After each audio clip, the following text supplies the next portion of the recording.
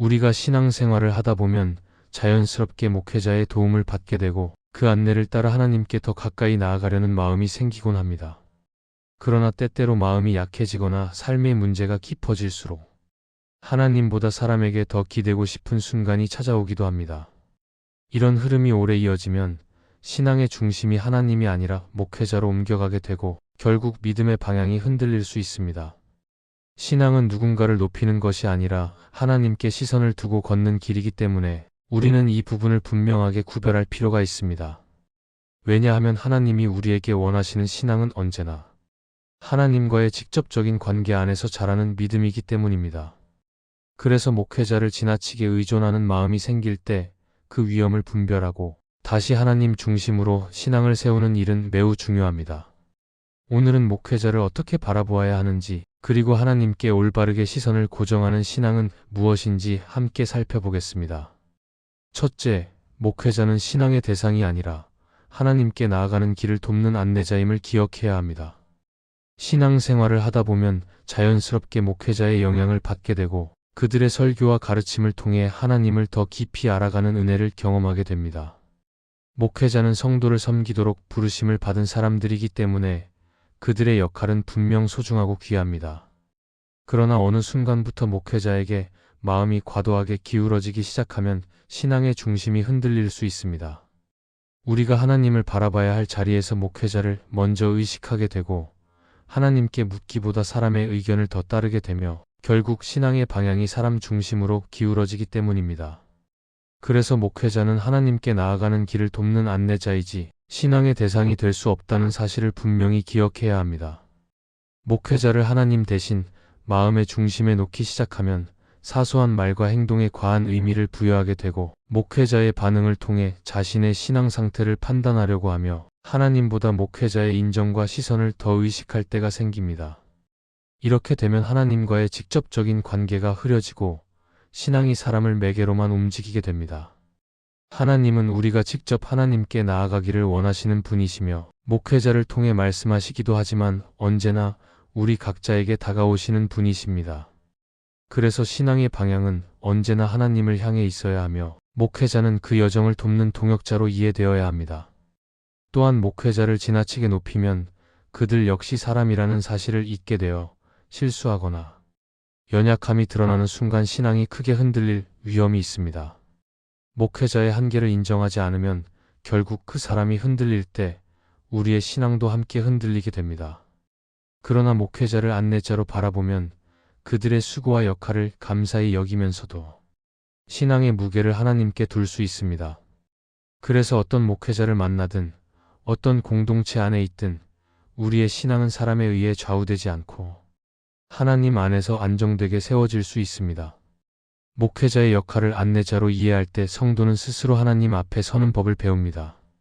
어려운 결정을 내려야 할 때 목회자의 의견을 참고하되 하나님께 묻는 시간을 먼저 가지게 되고 신앙의 고민이 생겨도 사람에게 기대기 전에 하나님께 마음을 열어 기도하는 태도가 자리 잡습니다. 이렇게 하나님께 직접 나아가는 훈련이 쌓일수록 신앙은 깊어지고 흔들림이 줄어들며 하나님과의 관계가 단단해지는 은혜가 이루어집니다. 그리고 목회자를 안내자로 바라볼 때 공동체 안에서도 건강한 질서가 세워집니다. 목회자의 권위는 하나님께서 맡기신 역할 안에서 존중받아야 하지만 그 권위가 하나님보다 앞서지 않도록 균형을 지켜야 합니다. 이렇게 교회 안의 질서가 바로 세워지면 성도 모두가 부담 없이 함께 예배하고 서로를 세워가는 공동체가 됩니다. 목회자도 자신이 감당해야 할 자리를 건강하게 유지하게 되어 더욱 자유롭게 성도들을 섬길 수 있습니다. 이러한 신앙의 균형은 우리에게 큰 평안과 자유를 줍니다. 목회자가 완벽해야 한다는 부담을 내려놓게 되고 목회자가 나를 어떻게 바라보는지보다 하나님이 나를 어떻게 바라보시는지가 더 중요해지며 신앙의 중심이 사람에서 하나님으로 다시 정돈되기 때문입니다. 그래서 목회자를 존중하되 의존하지 않고 도움을 받되 중심을 잃지 않는 신앙은 우리를 하나님께 더 가까이 나아가게 하는 중요한 길이 됩니다. 결국 목회자는 하나님을 향해 걸어가는 길에 함께 서 있는 동역자일 뿐이며 우리가 의지해야 할 대상은 언제나 하나님 한 분입니다. 이 사실을 분명히 기억할 때 신앙은 사람의 모습에 흔들리지 않게 되고 하나님께서 주시는 은혜 속에서 더욱 깊어지고 성숙해지는 믿음의 길을 걸어갈 수 있습니다. 둘째, 하나님과의 직접적인 관계가 약해질 때 사람을 향한 의존이 강해진다는 사실을 기억해야 합니다. 신앙은 언제나 하나님과의 관계에서 시작됩니다. 우리가 하나님을 바라보고 하나님께 마음을 열고 하나님께 질문하고 기다리는 시간이 깊어질수록 신앙은 건강하게 자랍니다. 그런데 바쁘고 지치고 마음이 산만해지면 하나님께 나아가는 시간이 점점 줄어들고 그러다 보면 어느 순간 하나님과의 거리가 멀어지는 것을 느낄 때가 있습니다. 이렇게 하나님과의 직접적인 관계가 약해질수록 사람에게 기대고 싶은 마음이 자연스럽게 커집니다. 누군가 대신 나를 알려주고 대신 판단해 주길 바라게 되고 스스로 하나님께 나아가는 일은 어려운 숙제처럼 느껴지기 때문입니다. 그래서 하나님과 멀어질수록 목회자에게 더 많은 것을 기대하게 되고 사람을 통해 답을 얻으려는 의존이 강해질 수 있습니다. 그러나 하나님은 우리 각자에게 직접 다가오기를 원하시는 분입니다. 하나님은 목회자를 통해 말씀하시기도 하지만 그보다 더 깊은 자리는 우리가 직접 하나님께 나아가는 자리입니다. 마음이 복잡할수록, 삶이 흔들릴수록 하나님은 우리에게 오라 하시며 우리에게 말씀하실 수 있기 때문입니다. 그래서 하나님과의 직접적인 관계가 약해지면 신앙의 중심이 자연스럽게 흔들리고 그 빈자리를 사람들이 채우기 시작하는 것을 놓치지 않아야 합니다. 이 흐름을 깨닫지 못한 채 계속 사람에게 의존하다 보면 하나님보다 사람의 말이 더 크게 들리게 되고 하나님께 묻기보다 목회자가 뭐라고 말했는지 먼저 떠올리게 되는 신앙이 자리 잡을 수 있습니다. 또 하나님과 멀어질 때 사람 의존이 강해지는 이유는 우리의 마음이 즉각적인 위로와 명확한 답을 원하기 때문입니다. 하나님은 때로 기다림 속에서 말씀하시고 조용한 마음 속에서 은혜를 주시지만 사람은 즉각적인 말을 건넬 수 있기 때문에 그쪽으로 쉽게 기울어집니다. 그래서 하나님과의 관계가 약해질 때 사람의 말이 더 편하게 들리고 목회자가 내 상황을 이해해 주는 것처럼 느껴질 때 마음이 일시적으로 안정되는 경험을 하게 됩니다. 그러나 그 안정은 오래가지 못하고 다시 누군가의 말이 필요해지고 결국 계속 사람을 통해 나를 세우려는 불안한 신앙이 자리 잡을 수 있습니다. 성경 속 사무엘의 이야기를 떠올려 볼 수 있습니다. 사무엘은 어려서부터 성막에서 섬겼지만 하나님을 직접 듣는 경험이 처음에는 익숙하지 않았습니다. 그러나 엘리는 사무엘에게 사람을 바라보지 말고 하나님께 귀 기울이라는 방향을 알려주었고 사무엘은 그 배움을 통해 하나님과 직접 대화하는 신앙으로 자라게 되었습니다. 이 사건은 하나님과의 직접적인 관계가 회복될 때 신앙이 단단해진다는 사실을 잘 보여줍니다. 하나님은 지금도 우리에게 직접 말씀하시는 분이며 우리의 마음과 발걸음 속에도 다가오시는 분입니다. 그래서 우리가 가장 먼저 살펴야 하는 것은 사람에게 기댄 마음 뒤에 하나님과의 관계가 약해진 부분이 있는지 돌아보는 일입니다. 목회자에게 지나치게 의존하게 될 때 그 중심에는 하나님께 직접 나아가는 시간이 부족해진 것이 자리하고 있을 수 있습니다.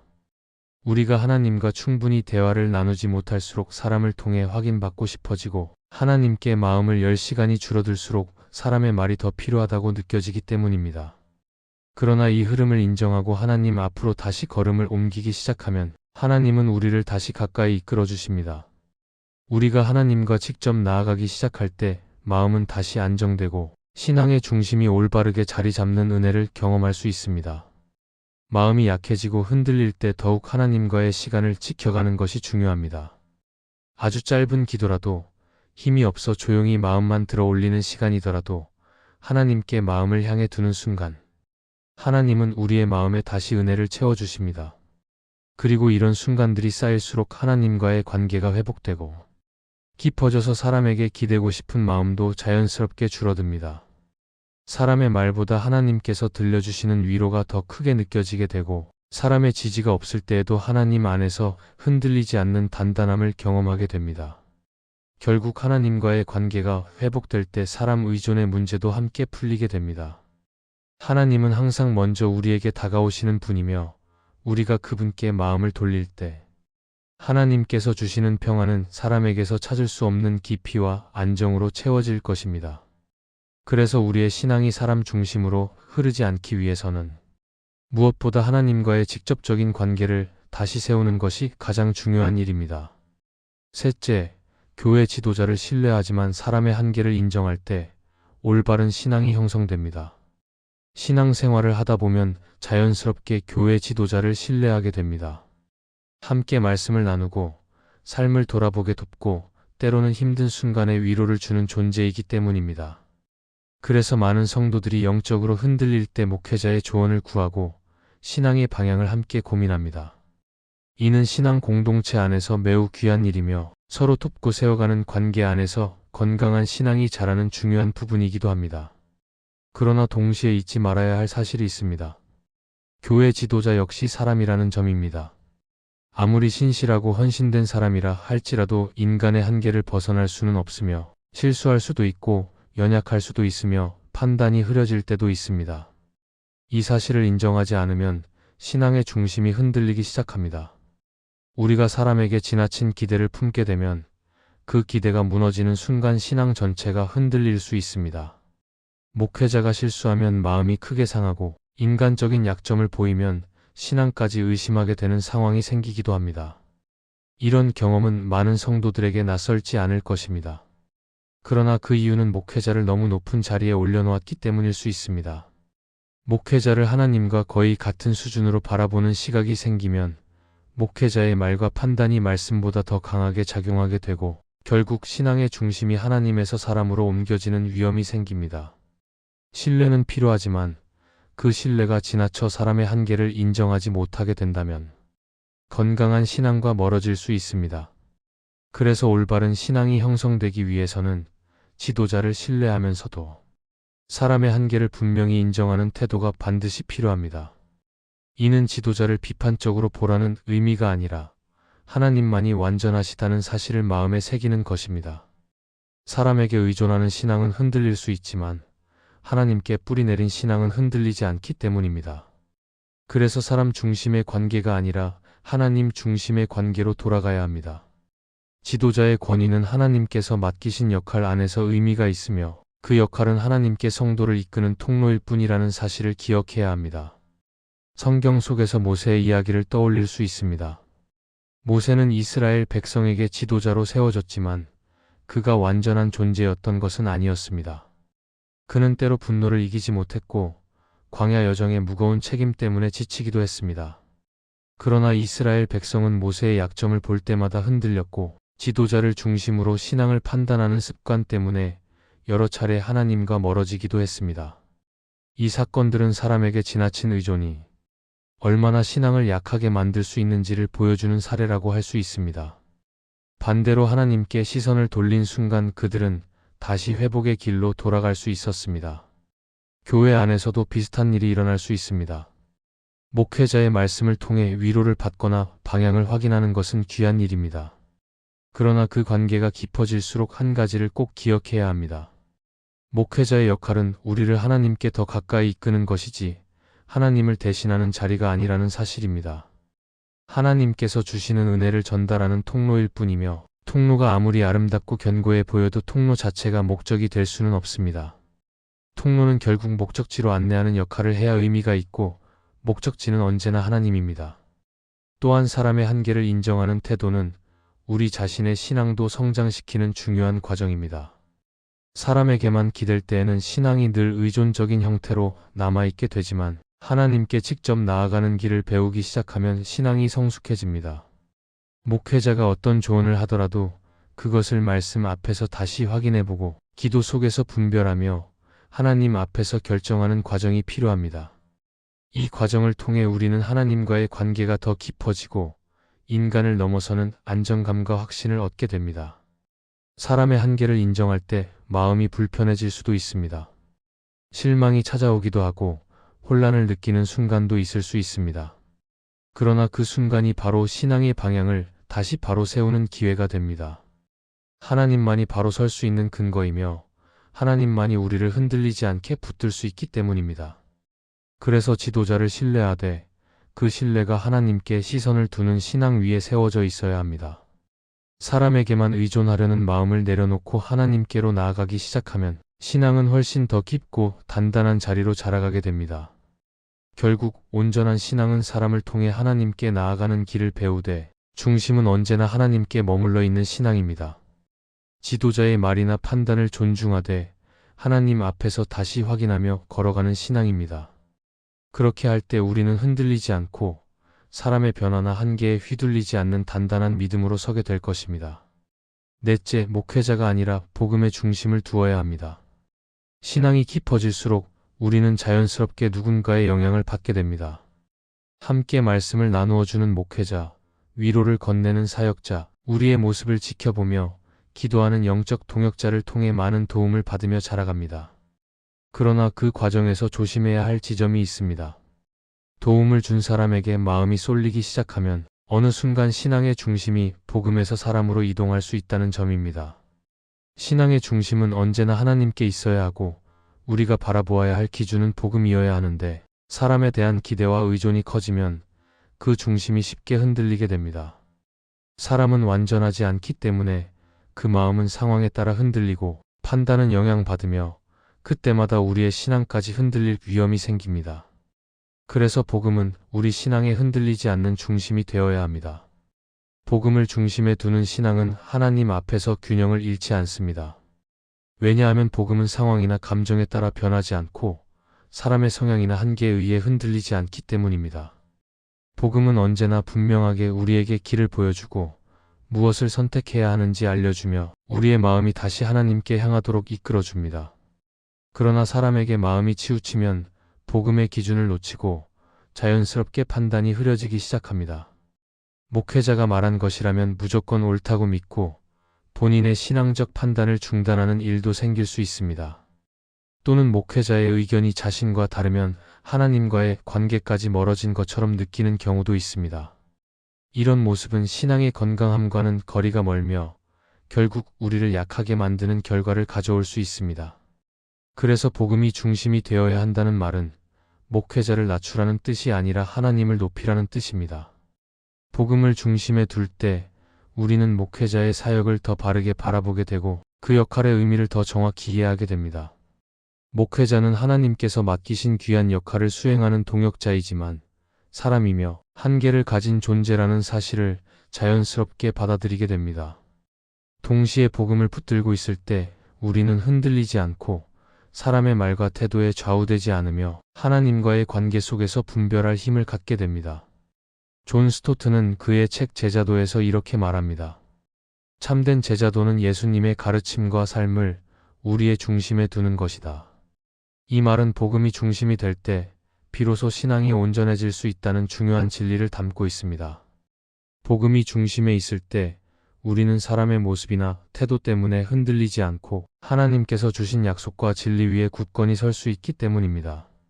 복음을 중심에 둔 신앙은 현실 속에서 아주 실질적인 힘을 발휘합니다. 예를 들어 목회자의 인도 방식이 마음에 맞지 않거나 변화가 생길 때에도 신앙이 크게 흔들리지 않습니다. 누군가의 말에 실망하거나 인간적인 약점을 보았을 때에도 신앙을 포기하지 않습니다. 왜냐하면 우리의 신앙이 사람에게 세워진 것이 아니라 복음이라는 변하지 않는 토대 위에 세워졌기 때문입니다. 또한 복음을 중심으로 삼으면 하나님의 뜻을 더 분명히 바라볼 수 있고 문제를 바라보는 관점도 성숙해집니다. 사람의 행동이나 분위기에 따라 움직이던 신앙이 아니라 하나님께서 주신 진리 위에서 스스로 분별하고 선택하는 신앙으로 자라게 됩니다. 또한 복음을 중심에 둘 때 공동체의 관계도 건강해집니다. 사람 중심의 공동체는 갈등이 생기면 쉽게 흔들리고 누군가가 실수하면 마음이 멀어지기 쉽습니다. 그러나 복음을 중심에 두는 공동체는 서로를 완전한 존재로 바라보지 않고 연약함을 인정하며 용서와 격려 속에서 함께 자라갑니다. 이 과정에서 우리는 서로를 통해 복음을 더 깊이 배우게 되고 하나님께서 주신 은혜를 더 풍성하게 경험하게 됩니다. 더 나아가 복음을 중심에 두면 우리의 신앙 자세도 자연스럽게 바뀝니다. 특정 목회자에게 의존하지 않고 하나님께 스스로 나아가 말씀을 읽고 기도하는 삶이 자리 잡습니다. 이런 모습은 성숙한 신앙을 형성하는 중요한 과정이며 장기적으로 더 깊은 영적 힘을 갖게 합니다. 그리고 하나님께서 가르치시는 방향을 스스로 분별할 수 있게 되며 은혜의 순간을 스스로 경험하게 됩니다. 이는 신앙을 사람에게서 벗어나 하나님께 옮겨놓는 과정이며 결국 우리를 자유롭게 만드는 영적 성장이기도 합니다. 결국 복음을 중심에 둔 신앙은 사람에게 기대를 걸면서도 사람에게 흔들리지 않는 신앙입니다. 복음을 중심에 둘 때 우리는 목회자를 더 건강하게 바라보게 되고 하나님께 나아가는 길을 더 분명히 보게 됩니다. 사람의 부족함 때문에 실망하지 않고 하나님께서 주신 진리 위에서 다시 일어설 수 있는 힘을 얻게 됩니다. 그래서 오늘 우리의 마음이 사람에게 향해 있었다면 조용히 방향을 돌려 복음으로 다시 걸어가야 합니다. 복음이 중심이 될 때 우리의 신앙은 더욱 단단해지고 어떠한 흔들림 속에서도 하나님께 뿌리 내린 삶을 살아갈 수 있게 될 것입니다. 오늘의 말씀이 은혜가 되셨다면 댓글에 아멘이라고 적어주시면 감사하겠습니다. 여러분들이 남겨주시는 댓글은 정말 큰 힘이 됩니다. 그리고 여러분들이 눌러주시는 좋아요와 구독도 큰 힘이 됩니다. 오늘도 함께 해주셔서 감사합니다. 기도하겠습니다. 주님, 오늘 말씀을 통해 사람이 아니라 하나님께 마음을 두어야 한다는 것을 다시 깨닫게 하시니 감사드립니다. 우리가 목회자에게 기대려는 마음이 생길 때마다 시선을 바로잡고 하나님과의 관계를 더 깊이 세워가게 하여 주시옵소서. 우리의 연약함을 주님께서 아시니 의존이 아니라 신뢰로 나아가게 하시고 날마다 복음 안에서 흔들리지 않는 마음을 갖게 하여 주시옵소서. 오늘 다짐한 것들이 삶 안에서 자연스럽게 실천되게 하시고 주님의 인도하심을 따르는 마음이 더욱 자라게 하여 주시옵소서. 예수님의 이름으로 기도합니다. 아멘.